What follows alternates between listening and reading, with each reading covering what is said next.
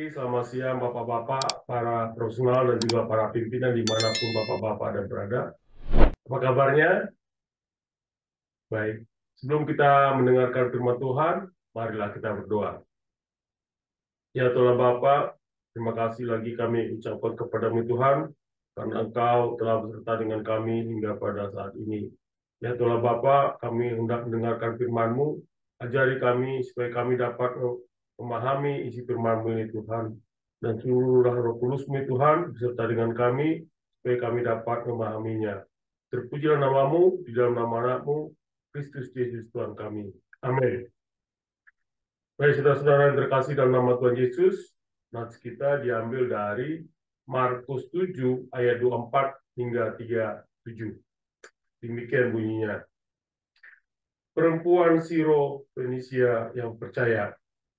Lalu Yesus berangkat dari situ dan pergi ke daerah Tirus. Ia masuk ke sebuah rumah dan tidak ingin seorang pun mengetahuinya. Tetapi kedatangannya tidak dapat dirahasiakan. Seorang ibu yang anak perempuannya kerasukan roh jahat segera mendengar tentang dia, lalu datang dan sujud di depan kakinya. Perempuan itu seorang Yunani keturunan Siro Fenisia. Ia memohon kepada Yesus untuk mengusir setan itu dari anak perempuannya. Lalu Yesus berkata kepadanya, biarlah anak-anak kenyang dahulu, sebab tidak patut mengambil roti yang disediakan bagi anak-anak dan melemparkannya kepada anjing. Perempuan itu menjawab, benar Tuhan, namun anjing yang di bawah meja juga makan remah-remah yang dijatuhkan anak-anak. Lalu kata Yesus kepada perempuan itu, karena perkataanmu itu, pergilah, setan itu sudah keluar dari anakmu. Perempuan itu pulang ke rumahnya, lalu didapatinya anak itu berbaring di tempat tidur, dan setan itu sudah keluar. Yesus memuliakan pendengaran orang tuli. Yesus meninggalkan lagi daerah Tirus dan melalui Sidon pergi ke Danau Galilea, memasuki daerah Dekapolis. Orang membawa kepadanya seorang yang tuli dan gagap dan memohon kepadanya supaya ia meletakkan tangannya di atas orang itu. Sesudah Yesus memisahkan dia dari orang banyak sehingga mereka sendirian, ia memasukkan jarinya ke telinga orang itu. Lalu ia meludah dan menyentuh lidah orang itu. Sambil menengadah ke langit, Yesus mendesah dan berkata kepadanya, Ephata, artinya terbukalah. Seketika itu terbukalah telinga orang itu, dan pulihlah lidahnya, lalu ia berkata-kata dengan baik. Yesus memperingatkan mereka supaya jangan menceritakannya kepada siapapun juga. Namun makin dilarangnya, makin luas mereka memberitahukannya. Mereka teramat takjub dan berkata, ia melakukan segala-galanya dengan baik. Yang tuli dijadikannya mendengar, yang bisu dijadikannya berkata-kata. Demikianlah firman Tuhan, berbahagialah orang yang mendengarnya dan memeliharanya. Amin. Saudara-saudara yang terkasih dalam nama Tuhan Yesus, tentu ketika kita membaca ini dari ayat 24 sampai 37 ini, saya mengambil sarinya bahwa apakah Bapak-Bapak sebagai seorang profesional maupun seorang pimpinan perusahaan adalah yang mau menjadi seorang pemimpin yang benar di hadapan Tuhan. Nah, ini saya cuma melihat di sini bagaimana Bapak dan Ibu menjadi komunikator yang efektif. Apakah Bapak-Bapak dan Ibu sudah menjadi seorang komunikator yang efektif? Saudara-saudara yang terkasih dalam nama Tuhan Yesus, saya selalu mengambil contoh di sini supaya Bapak-Bapak bagaimana sih menjadi seorang komunikator yang efektif itu. Dan ini saya bisa melihat contoh, dan Bapak-Bapak juga bisa membuka, melihat, mencari bagaimana seseorang ini dari latar belakang dia.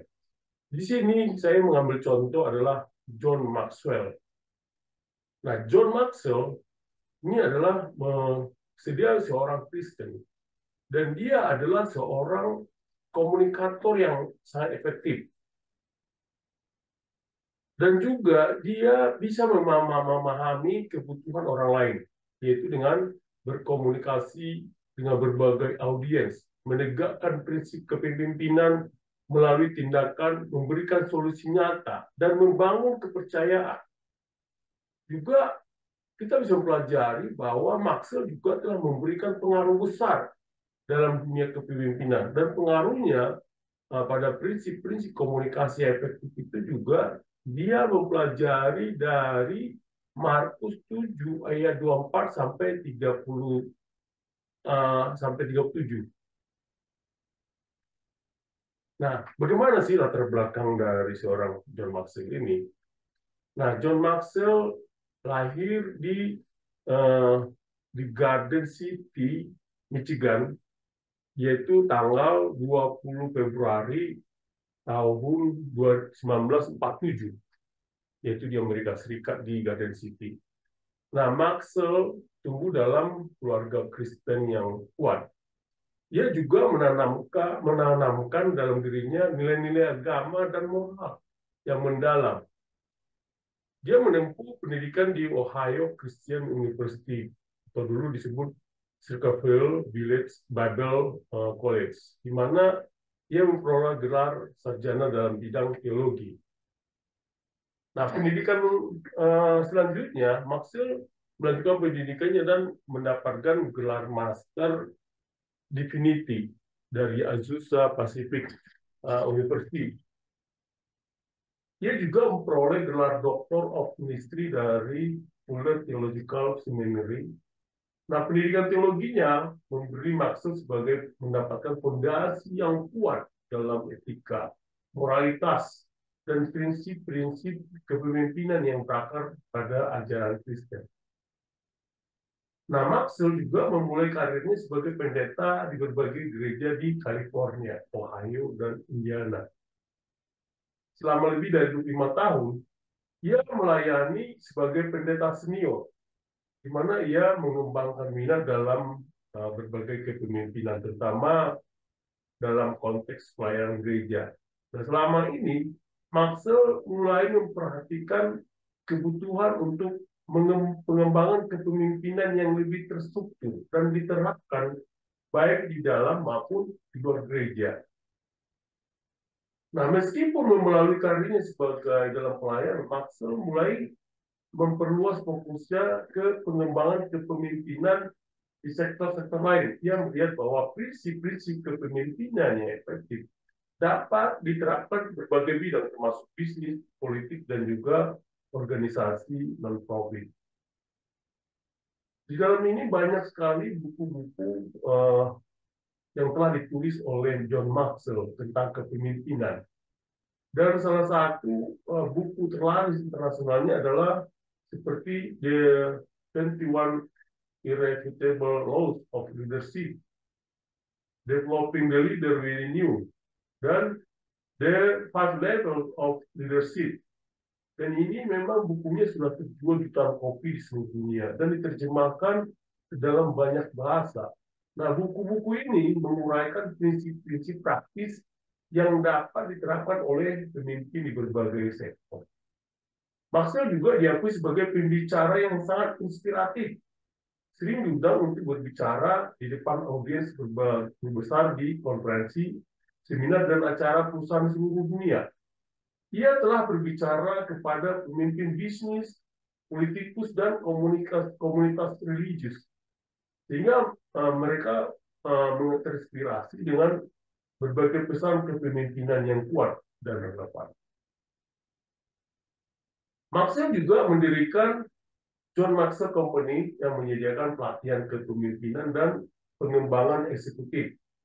Melalui perusahaan ini, ia telah membentuk ribuan pemimpin di berbagai organisasi untuk meningkatkan kemampuan mereka dalam memimpin tim dan mencapai tujuan strategis.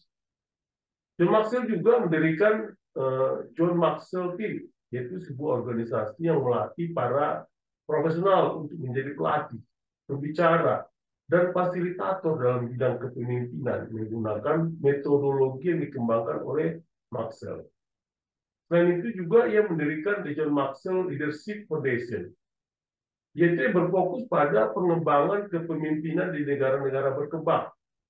Nah, yayasan ini bekerja dengan pemerintah, organisasi non-profit, komunitas lokal untuk menumbuhkan kepemimpinan yang etis dan berkelanjutan di seluruh dunia. Nah, John Maxwell telah menerima banyak penghargaan atas kontribusinya dalam pengembangan kepemimpinan. Ia dinobatkan sebagai leadership guru nomor 1 di dunia oleh Company Magazine dan dinobatkan sebagai salah satu penulis bisnis dan kepemimpinan paling berpengaruh oleh berbagai publikasi. Nah, meskipun Maxwell telah menjadi top of global dalam kepemimpinan, nilai-nilai Kristen terus menjadi fondasi dalam ajaran praktik kepemimpinannya.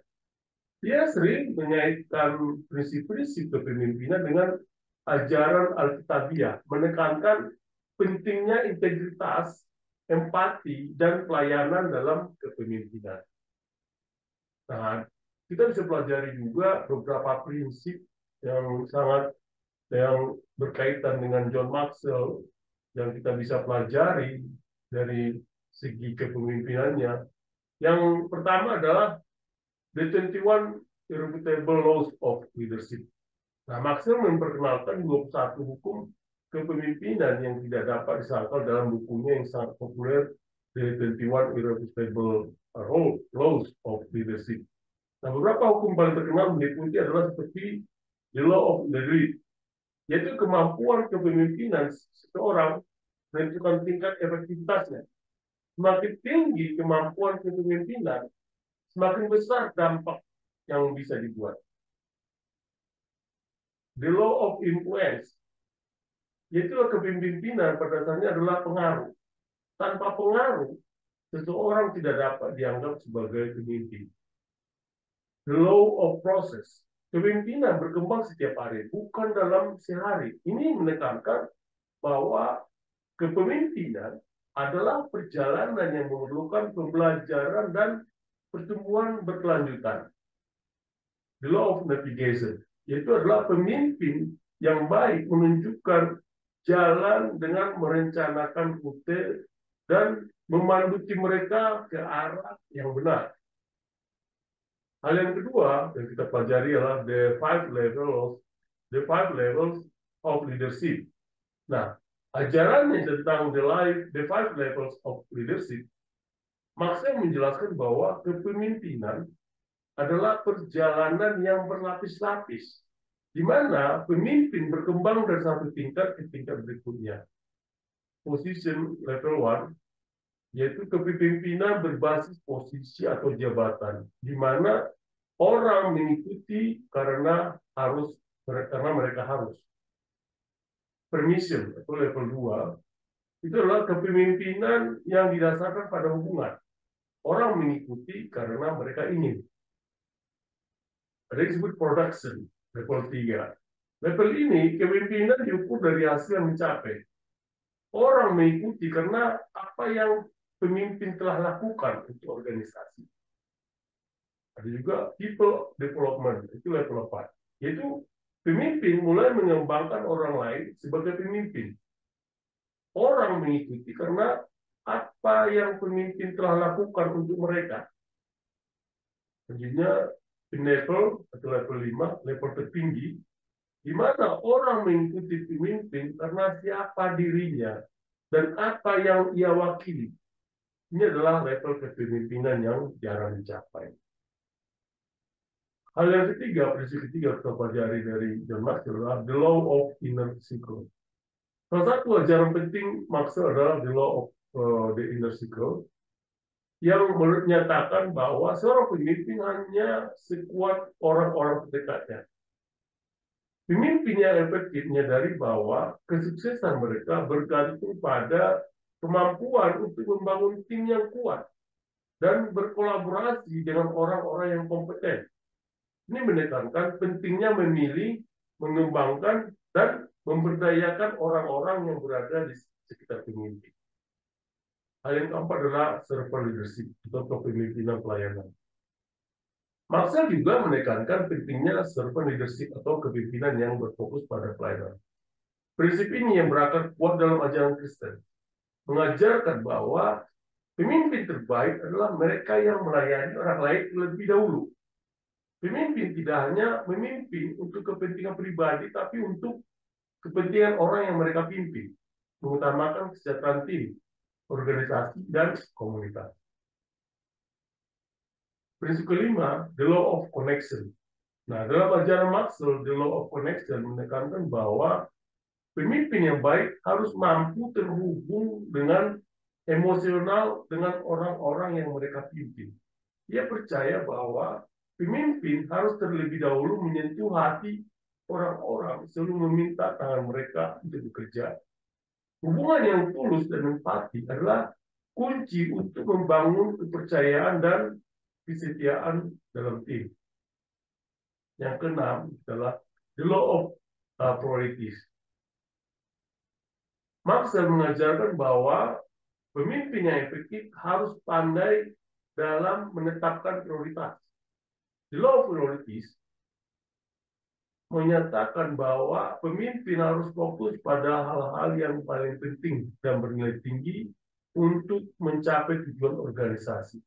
Nah, seorang pemimpin harus mampu membedakan antara hal-hal yang mendesak dan hal-hal yang penting, serta mengelola waktu dan sumber daya yang baik, yang bijak. Hal yang ketujuh adalah the law of legacy.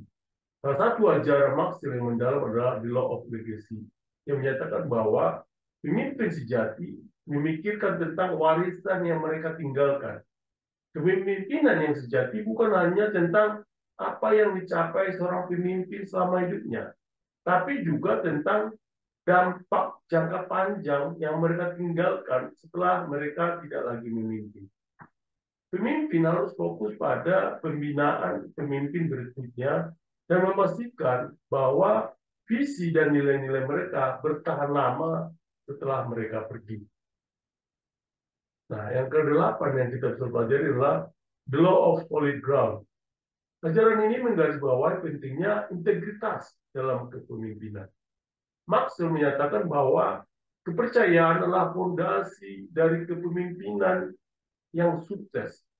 Dan kepercayaan hanya dapat dibangun melalui integritas dan karakter yang kuat. Tanpa kepercayaan, pemimpin tidak akan mampu mempengaruhi atau memotivasi orang lain secara efektif. Nah, yang kesembilan adalah the law of timing. Nah, Maxwell juga menekankan pentingnya waktu dalam kepemimpinan melalui the law of timing. Menurutnya, keberhasilan kepemimpinan tidak hanya tergantung pada apa yang dilakukan, tapi juga kapan itu dilakukan. Pengambilan keputusan yang tepat pada waktu yang tepat dapat membawa kesuksesan. Sementara keputusan yang baik yang diambil pada waktu yang salah dapat berakibat fatal. Nah, saudara-saudara yang terkasih dalam nama Tuhan Yesus, bahwa kita telah pelajari dari prinsip-prinsip John Maxwell, dia juga sering mengutip Alkitab yang menjadi pedoman dalam kehidupannya dan juga menjadi inspirasi dalam ajarannya tentang kepemimpinan. Yaitu adalah Amsal 4 ayat 23 mengatakan demikian. Jagalah hatimu dengan segala kewaspadaan, karena dari situlah terpancar kehidupan. Nah, Maxwell mengajarkan pentingnya menjaga hati dan integritas sebagai inti dari kepemimpinan. Ayat ini mengingatkan pemimpin untuk menjaga motivasi, niat, dan hati nurani mereka. Karena dari hati yang murni akan muncul kepemimpinan yang tulus dan berpengaruh. Juga kita bisa pelajari dari Amsal 27 ayat 17 mengatakan demikian. Besi menajamkan besi, orang menajamkan sesamanya. Maxwell mengingatkan ayat ini dengan pentingnya mentoring dan hubungan dalam kepemimpinan. Ia mengajarkan bahwa pemimpin yang baik harus terus-menerus mengembangkan diri mereka dan orang-orang di sekitar mereka. Karena interaksi dan hubungan yang kuat membantu meningkatkan kualitas kepemimpinan secara keseluruhan. Dia juga mengutip di Lukas 16 ayat 10 mengatakan demikian. Barang siapa setia dalam perkara-perkara kecil, ia setia juga dalam perkara-perkara besar. Dan barang siapa tidak benar dalam perkara-perkara kecil, ia tidak benar juga dalam perkara-perkara besar. Nah, di sini Maxwell sering menekankan pentingnya integritas dan tanggung jawab dalam hal-hal kecil. Ia mengajarkan bahwa kepemimpinan yang efektif dimulai dari komitmen terhadap tugas-tugas kecil dan kejujuran dalam semua aspek kehidupan, yang kemudian membangun fondasi untuk menangani tanggung jawab yang lebih besar. Dia juga mengutip dari Efesus 4 ayat 11 sampai 12. Mengatakan demikian. Dan ialah yang memberikan baik rasul-rasul maupun nabi-nabi, baik pemberita-pemberita Injil maupun gembala-gembala dan pengajar-pengajar, untuk memperlengkapi orang-orang kudus bagi pekerjaan pelayanan, bagi pembangunan tubuh Kristus.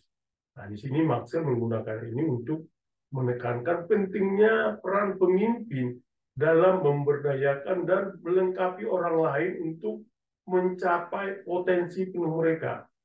Ia mengajarkan bahwa pemimpin yang baik adalah mereka yang membantu orang lain mengembangkan keterampilan dan kemampuan mereka untuk melayani dengan efektif. Juga dia mengutip dari Matius 25 ayat 21. Maka kata tuannya itu kepadanya, baik sekali perbuatanmu itu, hai hambaku yang baik dan setia. Engkau telah setia memikul tanggung jawab dalam perkara yang kecil. Aku akan memberikan kepadamu tanggung jawab dalam perkara yang besar. Masuklah dan turutlah dalam kebahagiaan Tuhan. Maksud menggunakan hal ini untuk menggarisbawahi pentingnya kesetiaan dan kepercayaan dalam kepemimpinan. Ia percaya bahwa pemimpin harus menunjukkan kesetiaan dalam tanggung jawab kecil sebelum diberikan tanggung jawab yang lebih besar. Itu sebuah prinsip yang berlaku dalam kehidupan pribadi dan profesional.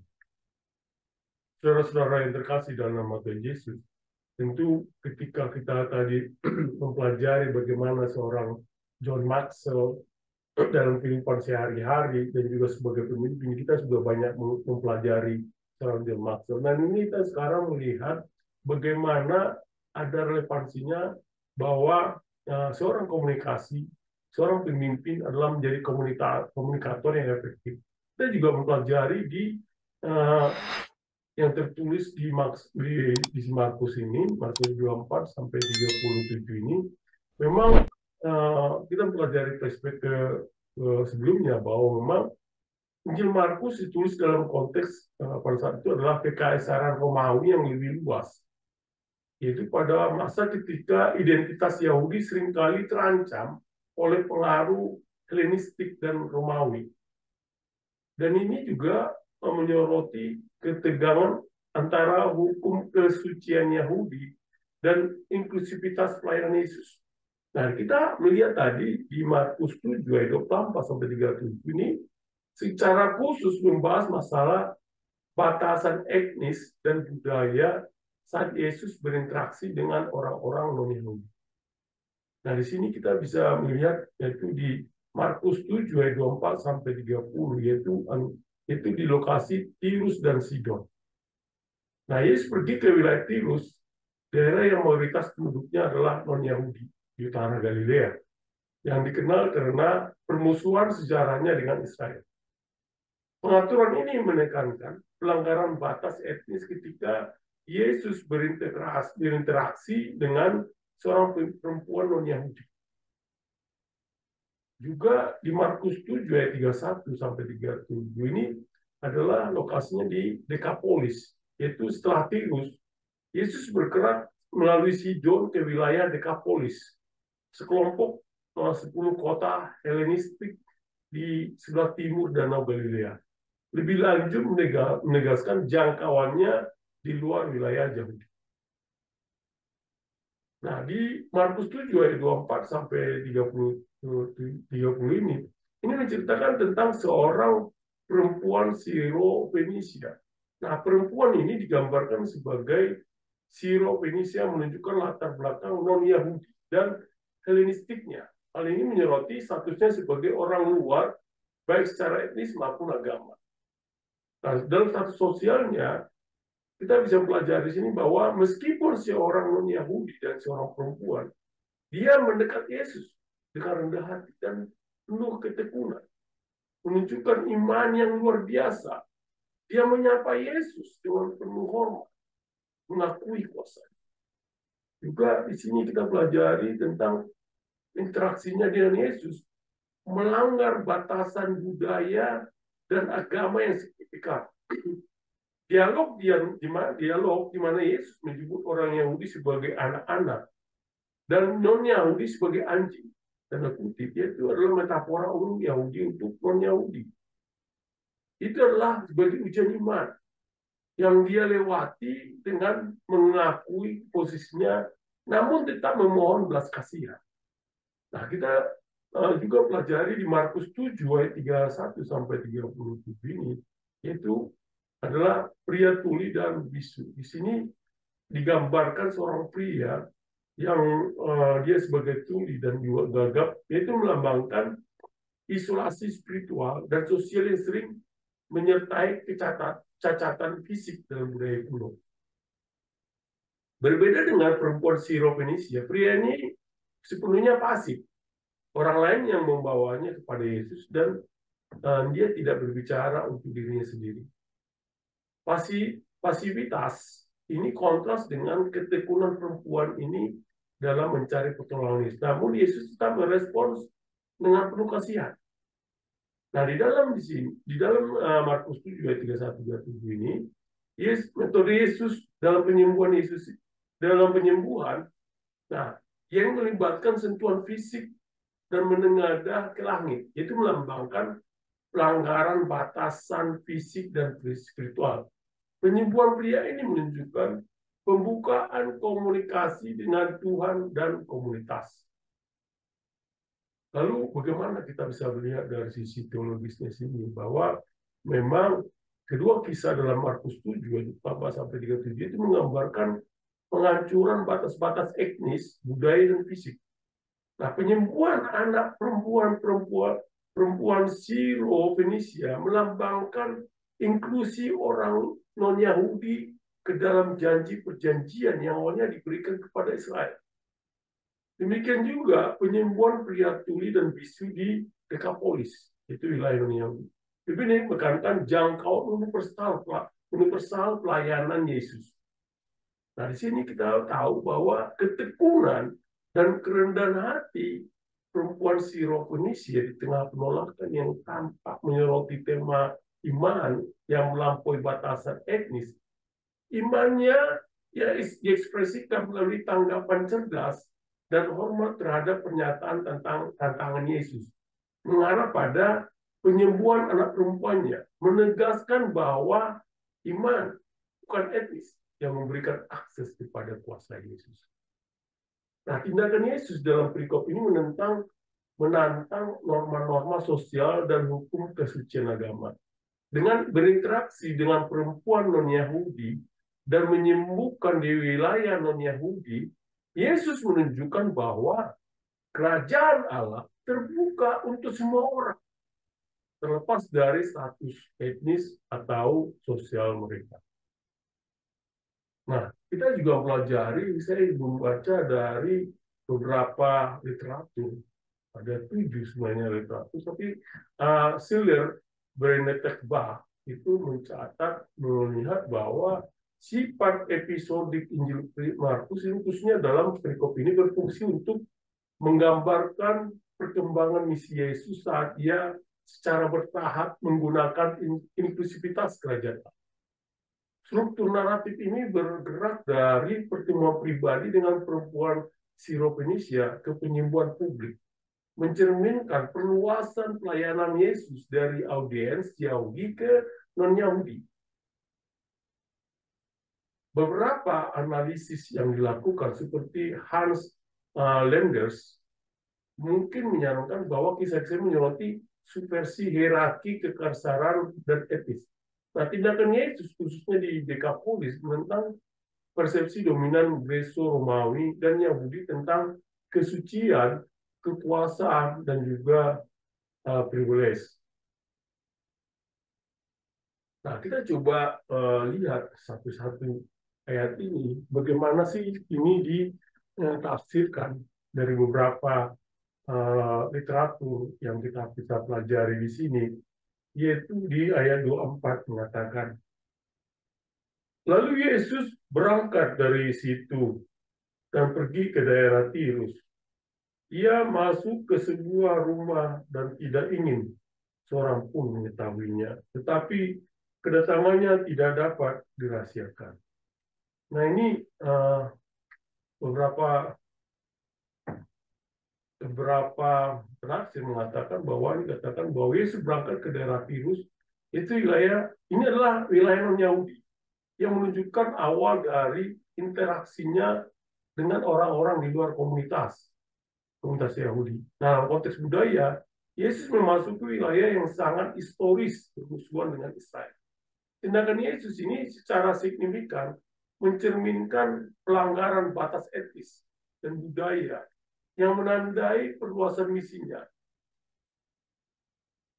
Di sini, menurut Breaking the Ethnic Barrier in Mark 7:24-30, ini juga merupakan cara Markus untuk memperlihatkan bahwa pelayanan Yesus tidak terbatas hanya pada orang Yahudi.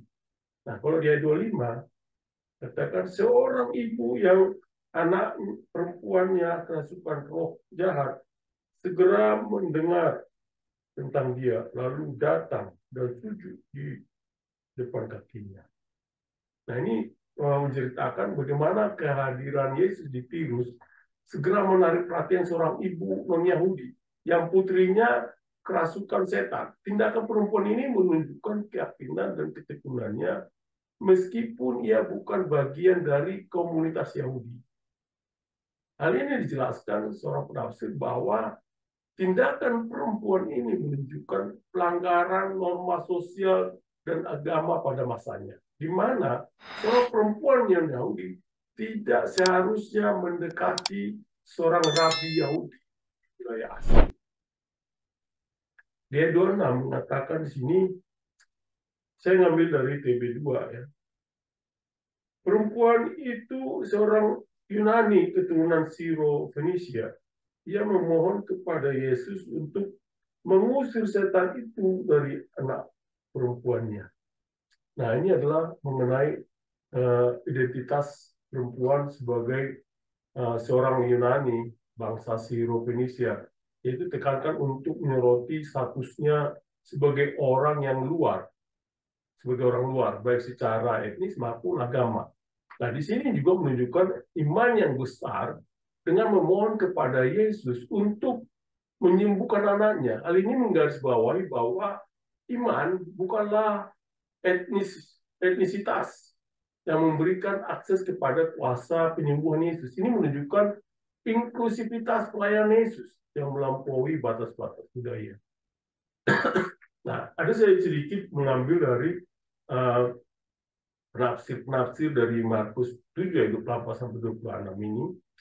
Menurut Hooker Morna Hooker menekankan bahwa gerakan Yesus menuju daerah Tirus yang merupakan wilayah non-Yahudi menandai perubahan penting dalam pelayanan Yesus.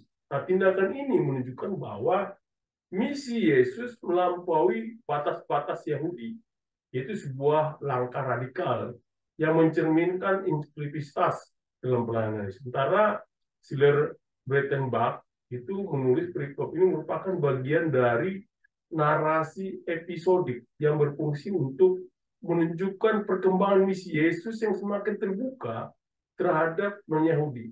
Nah, perempuan Siro-Fenisia mewakili kelompok yang secara tradisional dianggap di luar komunitas Yahudi. Namun justru ditarik masuk ke dalam jangkauan balas kasih Yesus. Nah, sementara Christopher Bryan itu melihat bahwa interaksi ini sebagai bagian dari pengaturan literatur dan budaya di mana Yesus menantang norma-norma sosial dan agama saat itu. Tindakan perempuan tersebut yang berani mendekati Yesus meskipun dia adalah seorang non-Yahudi, menyoroti iman dan ketekunan yang dihargai oleh Yesus. Sementara Hans Lander mengatakan, dari perspektif pasco-kolonial, melihat perikop ini sebagai subversi terhadap hierarki etnis dan agama yang dominan. Interaksi Yesus dengan perempuan Siro-Fenisia menunjukkan penolakan terhadap norma-norma yang mengucilkan dan menstigma kelompok minoritas. Nah, kita bisa baca dari di ayat 27. Di ayat 27 mengatakan, lalu Yesus berkata kepadanya, biarlah anak-anak kenyang dahulu, sebab tidak patut mengambil roti yang disediakan bagi anak-anak dan melemparkannya kepada anjing. Nah, ini adalah respon Yesus yang tampaknya kasar, mengacu pada anak-anak sebagai orang Yahudi dan anjing sebagai orang non-Yahudi. Ini mencerminkan pandangan umum orang Yahudi tentang orang non-Yahudi pada waktu itu sebagai orang yang dianggap najis. Namun, metafora ini juga berfungsi sebagai ujian iman bagi perempuan tersebut. Dalam buku Breaking the Ethnic Barrier, di Markus 7 ayat 24-30 mengungkapkan bahwa kata-kata Yesus menekankan prioritas misinya kepada orang Yahudi sesuai dengan janji perjanjian kepada Abraham. Nah, kalau di ayat 28 mengatakan, perempuan itu menjawab, benar Tuhan, namun anjing yang di bawah meja juga makan remah-remah yang dijatuhkan anak-anak. Nah, ini menjelaskan bahwa perempuan tersebut menunjukkan kebijaksanaan dan ketekunan dalam menanggapi Yesus. Dia tidak tersinggung, melainkan mengakui posisinya, namun tetap mencari belas kasihan. Ini menunjukkan iman yang besar dan pemahaman teologis yang mendalam, meskipun dia seorang non-Yahudi. Responnya mengindikasikan pemahaman bahwa berkat-berkat Allah yang dimulai dengan orang Yahudi juga akan sampai kepada bangsa-bangsa lain. Nah, dia 9, lalu kata Yesus kepada perempuan itu, karena perkataanmu itu, pergilah, setan itu sudah keluar dari anakmu. Nah, ini Yesus kemudian mengakui bahwa iman perempuan itu menyembuhkan anaknya dari jarak jauh, yang menyoroti kuasa penyembuhannya yang melampaui batas fisik. Ini juga mengindikasikan bahwa Yesus melampaui batas-batas etnis dalam pelayanannya. Ayat 30, mengatakan perempuan itu pulang ke rumahnya, lalu didapatinya anak itu berbaring di tempat tidur dan setan itu sudah keluar. Nah, ini adalah ceritakan bahwa kepulangan perempuan itu dan ditemukannya anaknya sudah sembuh. Itu menekankan mukjizat yang dilakukan oleh Yesus. Ini juga memperkuat gagasan bahwa iman, bukan etnis, adalah kunci untuk menerima berkat Allah. Nah, menurut analisis pesta kolonial dalam DIC, de la frontiera dan la contre entre Jesus et la sincronazione, ini adalah momen di mana Yesus secara simbolis menghapus batasan etnis.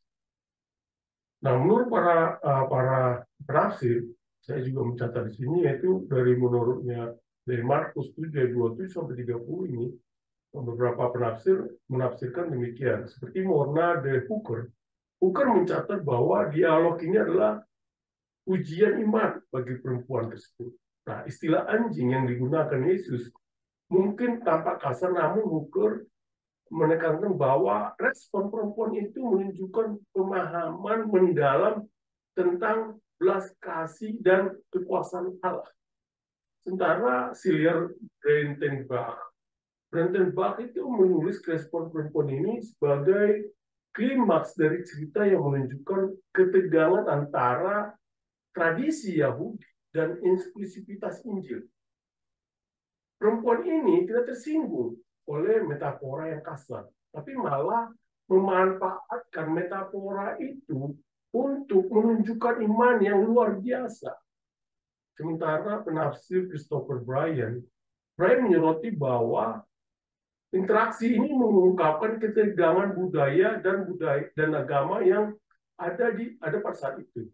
Nah, jawaban perempuan ini menunjukkan bahwa pemahaman iman melampaui batasan etnis dan sosial yang kaku.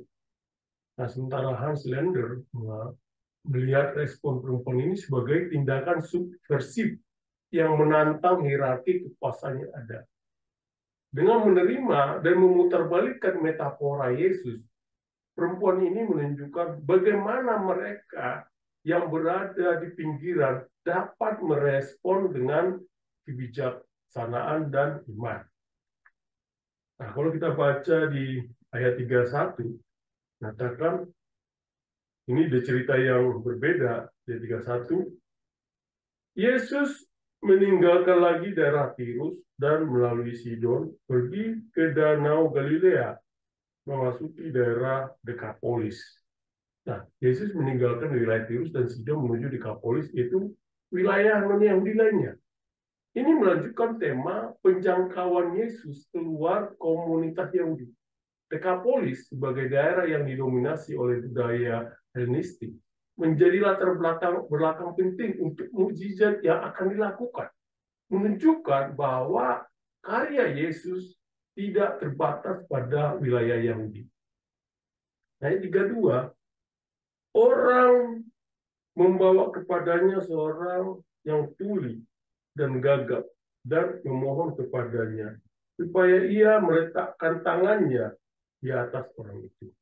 Nah, dari 32 ini, orang-orang membawa seorang tuli dan gagap kepada Yesus. Ini menunjukkan kepercayaan mereka pada kuasanya. Kondisi fisik orang pria ini melambangkan isolasi sosial dan spiritual yang sering dialami oleh mereka yang memiliki cacat dan dalam masyarakat kuno. Dalam buku The Passive Body mencatat bahwa pria ini benar-benar pasif dalam peristiwa ini, yang kontras dengan tindakan aktif perempuan Siro-Fenisia. Nah, dia 33 mengatakan, sesudah Yesus memisahkan dia dari orang banyak, sehingga mereka sendirian, ia memasukkan jarinya ke telinga orang itu, lalu ia meludah dan menyentuh lidah orang itu. Nah, Yesus memisahkan pria ini dari kerumunan, menunjukkan perhatian pribadi dan intim dalam penyembuhan. Nah, tindakan Yesus memasukkan jarinya ke telinga dan menyentuh lidah pria itu memiliki makna simbolis, yaitu menunjukkan bahwa penyembuhan ini bukanlah tindakan yang magis, tapi interaksi yang mendalam dan penuh empati. Nah, ayat 34, sambil menengadah ke telinga, sambil menengadah ke langit, Yesus mendesah dan berkata kepadanya, Ephata, artinya terbukalah. Nah, dengan berkata Ephata, terbukalah, Yesus tidak hanya menyembuhkan kondisi fisik itu, tapi juga membuka jalur komunikasi yang baru, baik secara fisik maupun spiritual. Ini menunjukkan kuasa transformatif dari firman Yesus. Dan di ayat 35, seketika itu terbukalah telinga orang itu dan pulihlah lidahnya. Lalu ia berkata-kata dengan baik. Nah, sini secara segera setelah perintah itu, telinga pria itu terbuka dan lidahnya terlepas, memungkinkan dia berbicara dengan jelas. Ini menunjukkan pemulihan penuh dan integrasi kembali ke dalam komunitas yang sebelumnya tidak mungkin baginya karena keterbatasannya.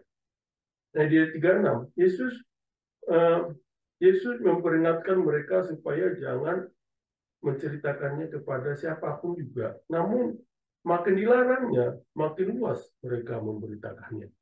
Nah ini Yesus memerintahkan orang-orang untuk tidak menyebarkan berita ini. Namun semakin dilarang, semakin luas berita ini menyebar. Ini mencerminkan tema yang sering muncul dalam Injil Markus, yaitu rahasia mesianik, di mana Yesus sering melarang publikasi mukjizatnya, namun orang-orang tetap memberitakannya. Nah, di ayat 37, mereka teramat takjub dan berkata, ia melakukan segala-galanya dengan baik. Yang tuli jadikannya mendengar, yang bisu dijadikannya berkata-kata.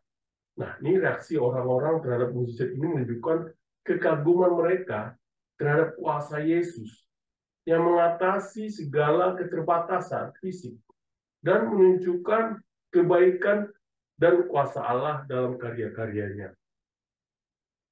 Nah, menurut para penafsir juga di Markus 7:31-37 ini, menurut Menarda Hooker, bukan menekankan bahwa tindakan penyembuhan Yesus ini menggambarkan belas kasih dan kuasanya yang tidak terbatas oleh lokasi geografis atau batasan etnis.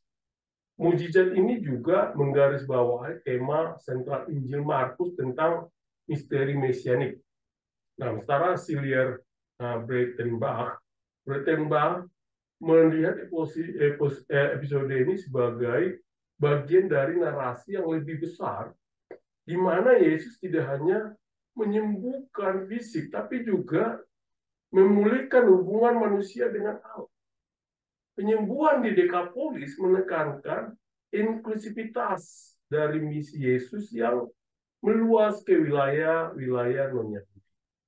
Nah, sementara Christopher Bryan, dia menyoroti bagaimana tindakan Yesus yang menggunakan metode penyembuhan fisik, seperti menyentuh dan meludah, menekankan keterlibatan pribadi Yesus dalam proses penyembuhan yang sangat penting dalam konteks budaya pada saat itu.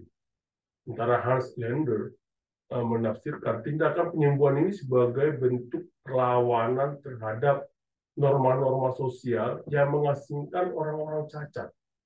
Penyembuhan ini tidak hanya fisik, tapi juga sosial dan spiritual. Itu menekankan pemulihan yang komprehensif. Saudara-saudara yang terkasih dalam nama Tuhan Yesus, kita bisa melihat di sini bahwa memang bagaimana seorang profesional maupun seorang pimpinan perusahaan yang relevan di sini ada beberapa hal yang kita pelajari, yaitu adalah kepemimpinan yang inklusif dan adaptif. Nah, di dalam perikop ini Yesus menunjukkan kepemimpinan yang eksklusif dan adaptif. Nah, meskipun awalnya menanggapi permohonan perempuan Syro-Fenisia dengan komentar yang tampak keras, akhirnya Yesus merespon dengan kasih dan pengertian. Ini mengajarkan kepada para pemimpin tentang pentingnya mendengarkan secara empatik dan bersedia menyesuaikan pendekatan Bapak dan Ibu berdasarkan kebutuhan individu atau kelompok yang berbeda. Juga sebagai seorang pimpinan, ini mengajarkan kita bagaimana seorang pemimpin yang efektif harus dapat mengenali dan merespon kebutuhan beragam dalam tim dan juga pasar. Inklusivitas dan fleksibilitas adalah kunci dalam memimpin organisasi yang beragam. Juga kita pelajari di sini adalah komunitas lintas budaya. Nah, Yesus berada di wilayah asing dan berhadapan dengan orang-orang dari budaya yang berbeda. Interaksinya dengan perempuan Syro-Fenisia menekankan pentingnya memahami konteks budaya dan bagaimana hal itu mempengaruhi komunitas. Nah, jawaban Yesus pertama mungkin tampak keras dan perspektif kita dari perspektif, tapi di dalam konteks budaya dan sejarah, hal ini membuka dialog yang sangat dalam. Nah, di dalam sini bahwa bapak-bapak sebagai yang terlibat dalam bisnis global memahami dan menghormati perbedaan budaya adalah penting. Komunikasi yang baik sering membutuhkan pengetahuan tentang latar belakang budaya mitra bisnis atau juga pelanggan. juga kita mempelajari sini mengatasi hambatan dan menemukan solusi kreatif. Di mana kisah penyembuhan orang tuli dan gagap menunjukkan bagaimana Yesus mengatasi hambatan fisik dan sosial untuk memberikan penyembuhan. Ini adalah contoh dari bagaimana tantangan dapat diatasi dengan pendekatan yang kreatif dan penuh empati.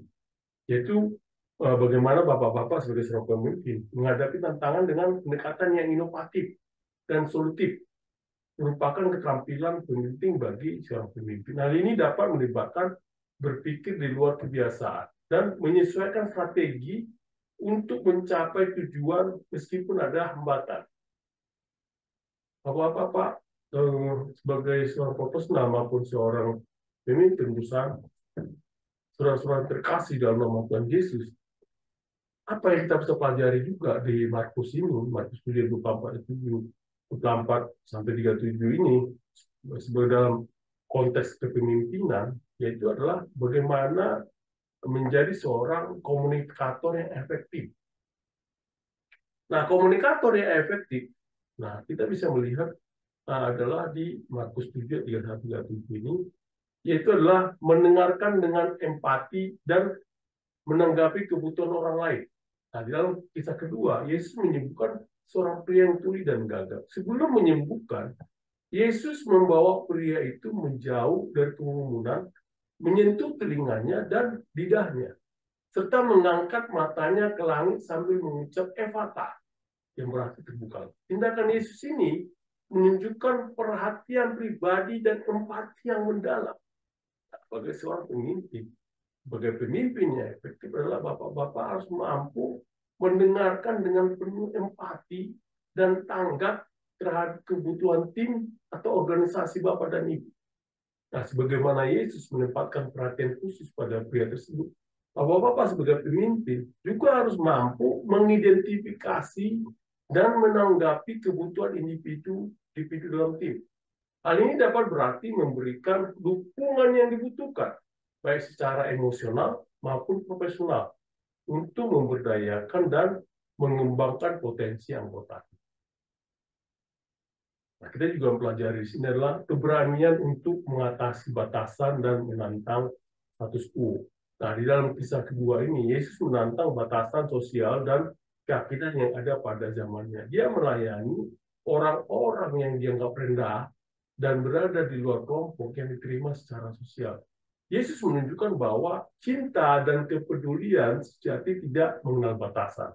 Nah, sebagai seorang pemimpin, bapak-bapak harus berani menantang status quo ketika diperlukan, terutama ketika menyangkut keadilan, etika, dan nilai-nilai kemanusiaan.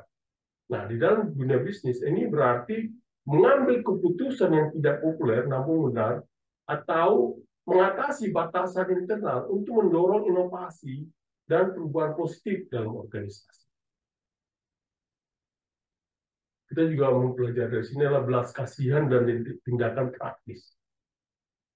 Nah, sebagai seorang pemimpin, di sini kita pelajari bagaimana Yesus menunjukkan belas kasihannya kepada pria yang tuli dan gagap dengan menyembuhkannya secara pribadi jauh dari keramaian. Ini menunjukkan bahwa tindakan belas kasihan dan perhatian terhadap kebutuhan individu adalah aspek penting dari kepemimpinan. Seorang pemimpin yang penuh belas kasihan peduli terhadap kesejahteraan orang-orang sekitarnya, baik secara pribadi maupun profesional. Nah, di sini kita juga pelajari bagaimana Yesus menggunakan metode yang unik dan praktis untuk menyembuhkan pria tersebut. Itu menunjukkan bahwa kadang-kadang tindakan sederhana dan langsung dapat memiliki dampak yang besar. Bapak-bapak, seluruh pemimpin harus bersedia bertindak secara praktis dan efektif, menyelesaikan masalah dengan pendekatan yang sesuai dengan situasi. Nah, kita juga pelajari di sini adalah kekuatan dari empati dan sentuhan pribadi. Nah, ketika Yesus menyembuhkan orang tuli dan gagap, dia melakukan pendekatan yang sangat pribadi dengan menyentuh telinganya dan lidahnya. Ini menunjukkan kedekatan dan perhatiannya terhadap orang-orang yang sedang menderita. Nah, di dalam kepemimpinan, empati adalah kunci. memahami dan merespon kebutuhan serta masalah orang lain dengan perhatian pribadi akan membangun kepercayaan dan hubungan yang lebih kuat dalam tim. Nah, seorang pemimpin yang empati mampu mendengarkan dan memberikan solusi yang sesuai dengan kebutuhan karyawan. Juga di sini kita pelajari pentingnya komunikasi yang efektif. Nah, kesembuhan orang yang tuli dan gagap menunjukkan bagaimana pentingnya kemampuan untuk mendengar dan berbicara dengan jelas. Ini adalah prasyarat untuk komunikasi yang efektif. Dalam dunia bisnis, komunikasi yang efektif adalah dasar untuk keberhasilan. Seorang pemimpin harus memastikan bahwa pesan-pesan yang disampaikan jelas dan dapat dipahami oleh semua orang dalam organisasi. Ini termasuk mendengarkan umpan balik dan berbicara untuk transparansi. Nah, komunikasi yang efektif adalah salah satu keterampilan terpenting bagi seorang pemimpin. Seperti Yesus yang membuka telinga dan lidah orang itu.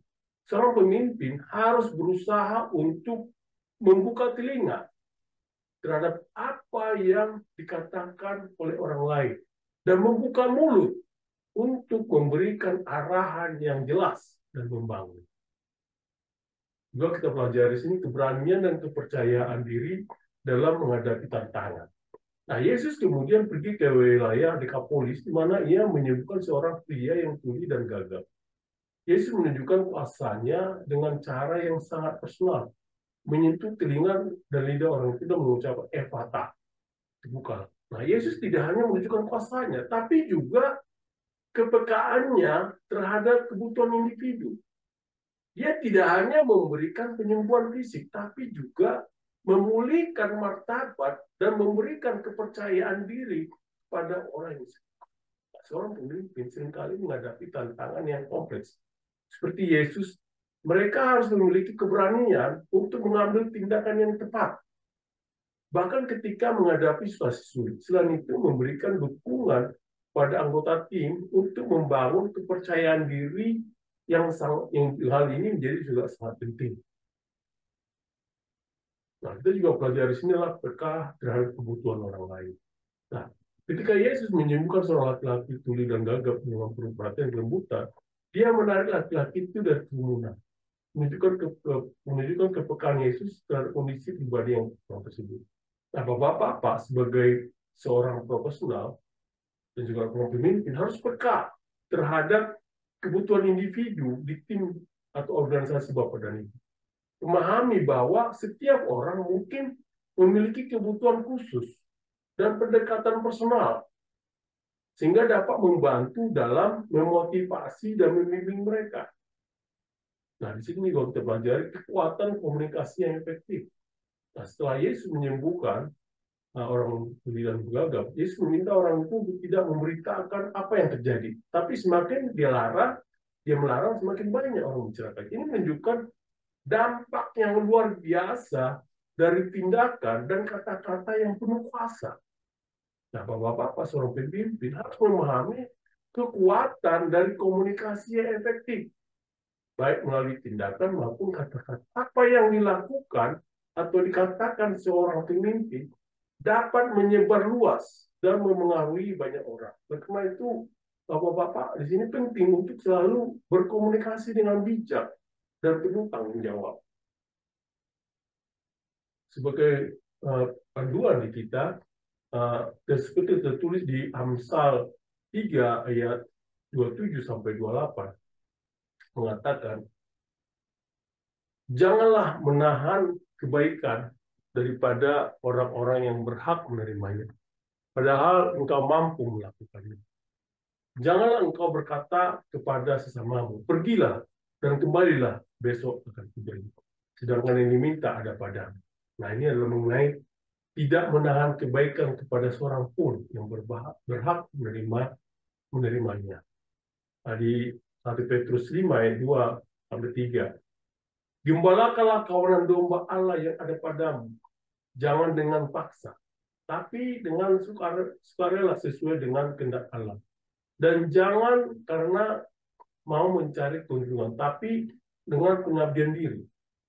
Janganlah kamu berbuat seolah-olah kamu mau memerintah atas mereka yang dipercayakan kepadamu, tapi hendaklah kamu menjadi teladan bagi kawanan domba itu.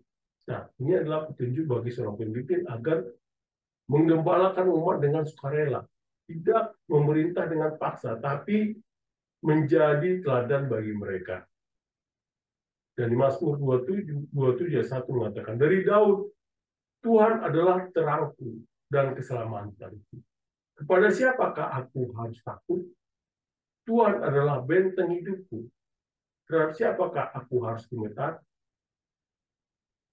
Juga di Yesaya pasal 1 ayat 10 mengatakan, janganlah takut, sebab aku menyertai engkau. Janganlah bimbang, sebab aku ini Allahmu. Aku akan meneguhkan, bahkan akan menolong engkau. Aku akan memegang engkau dengan tangan kananku yang membawa kemenangan.